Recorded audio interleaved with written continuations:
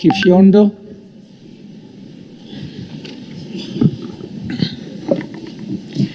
Nashukuru kwa fursa, Mheshimiwa Spika.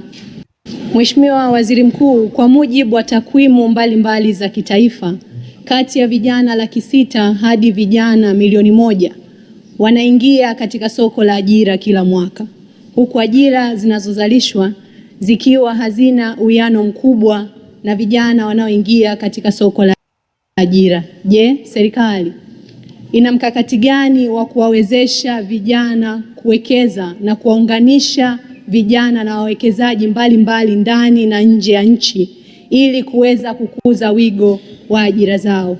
Asante. Mheshimiwa Waziri Mkuu. Mheshimiwa Spika, nimpongeze Mheshimiwa mbunge wa vijana kwa kuleta swali zuri sana ambalo linagusa maslahi mapana ya vijana na linagusa ajenda kubwa ya ajira kwa vijana ambayo ni ajenda ya dunia, si tu ajenda ya Tanzania, ni ajenda ya dunia. Na Mheshimiwa Spika, jambo alilosema ni la ukweli kwamba vijana wengi wanaingia katika soko la ajira duniani na hapa nchini kwetu. Na Mheshimiwa Spika, zamani ilikuwa vijana wakiwa bado wako kwenye masomo tu, wakitumia wamaliza middle school wanaelekea vyuo, na wengine wakiwa vyuoni walikuwa wanapokea barua za kuambiwa wachague kazi wanayotaka kwenda kufanya. Anakuwa na barua 1, 2, 3 achague kazi. Lakini Mheshimiwa Spika, kwa sasa si jambo la ajabu kukuta mstaafu yuko na graduates 2, 3 wakiwa tegemezi kwake. Kwa hiyo ni jambo kubwa, hii ni ajenda kubwa ambayo Mheshimiwa mbunge ameileta. Na Mheshimiwa Spika, Mheshimiwa mbunge amesema serikali ina mkakati gani? Moja, Mheshimiwa Spika, ipo kwenye ilani ya uchaguzi ya mwaka 2025-30 ya kutengeneza ajira zipatazo zaidi ya milioni 8. Mheshimiwa Spika, hili si andiko tu la ilani, ni andiko ambalo limewekwa kwenye mikakati ya utekelezaji ikiwemo mipango ya mwaka mmoja na ile mipango ya miaka 5 ambayo ipo kwenye dira ya taifa 2050.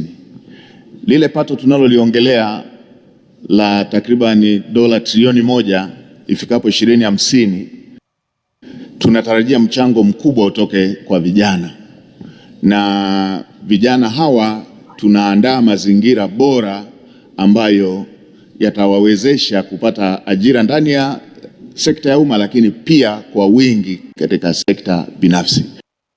Mheshimiwa Spika, ni vitu gani tunavyovifanya? Tayari tumepitisha kwenye sheria yetu ya uwekezaji ya sheria namba 6 ya mwaka 2025, ambapo sasa vijana wanaweza kunufaika na zile incentive ambazo walikuwa wanapata wawekezaji wakubwa. Sasa tumepeleka kwamba hata vijana wa Kitanzania wanaweza, wakishapata cheti kile cha TISEZA, wanaweza wakanufaika na vile vivutio ambavyo wawekezaji wakubwa walikuwa wanapata. Ni nini tunaongelea hapo? Wataweza kupata ardhi, wataweza kupata mapunguzo kwenye masuala ya kodi, ushuru pamoja na tozo mbalimbali.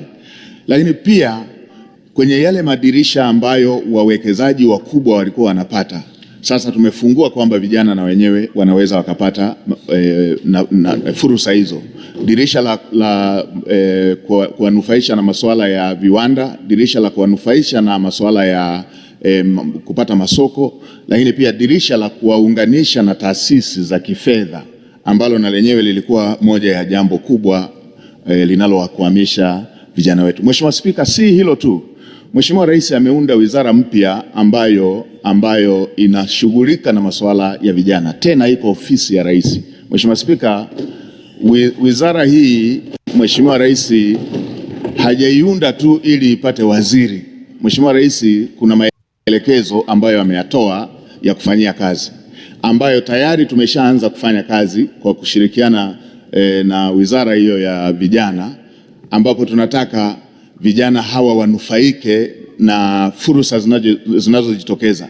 Baadhi ya fursa ambazo zinajitokeza Mheshimiwa Spika ni pamoja na serikali imefungua lile dirisha la Export Guarantee Scheme, ambapo ndani ya mwaka huu au within mwaka huu tunatarajia dirisha hilo la kutoa dhamana kwa vijana wanaokosa dhamana lianze kutumika kwa ukubwa wake, ambapo sasa itakuwa kampuni ya kutoa dhamana kwa vijana, ambapo vijana wengi wataweza kunufaika zaidi na dirisha hilo la kuweza kupata dhamana, ambapo tayari hivi tunavyoongea ndani ya Benki Kuu ya Tanzania kuna shilingi bilioni 280 ambazo zimewekwa kwa ajili ya kutumika kama dhamana kwa vijana.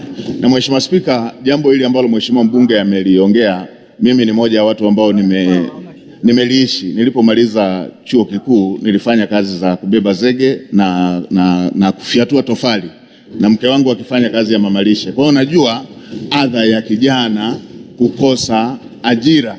Na Mheshimiwa Spika, tumeshaanza hata kuongea kwamba vijana wanapata mikopo wakiwa kwenye masomo, wakimaliza wakapata vyeti vyao vile wanahangaika kupata mikopo kwa sababu hawana dhamana. Tumeanza kuwaza kupitia maelekezo yale ambayo Mheshimiwa Rais aliyaelekeza kutafuta namna ya kuamua vijana hawa. Mheshimiwa Spika, tumeanza kuwaza kwamba kijana aweze kutumia cheti chake kile alichohitimu kuweza kukopa. Kama akamaliza famasia na imejulikana amemaliza famasia, aweze kutumia cheti chake kile kukopa aanzishe famasi. Kama amemaliza uhandisi na ana cheti chake cha uhandisi, anahitaji vifaa vya umeme, aweze kutumia cheti chake kama dhamana, aweze kupata mikopo hiyo. Kwa hiyo jambo hili tutalileta hapa bungeni Mheshimiwa Spika, tutakapokuwa tumemaliza hiyo sheria ambayo tunataka itengeneze kampuni ya kutoa dhamana, lakini pia ya kuweka dhamana mali ambazo zinaweza zikahamishika. Mheshimiwa Spika, nakushukuru. Ni swali zuri na serikali inafanyia kazi.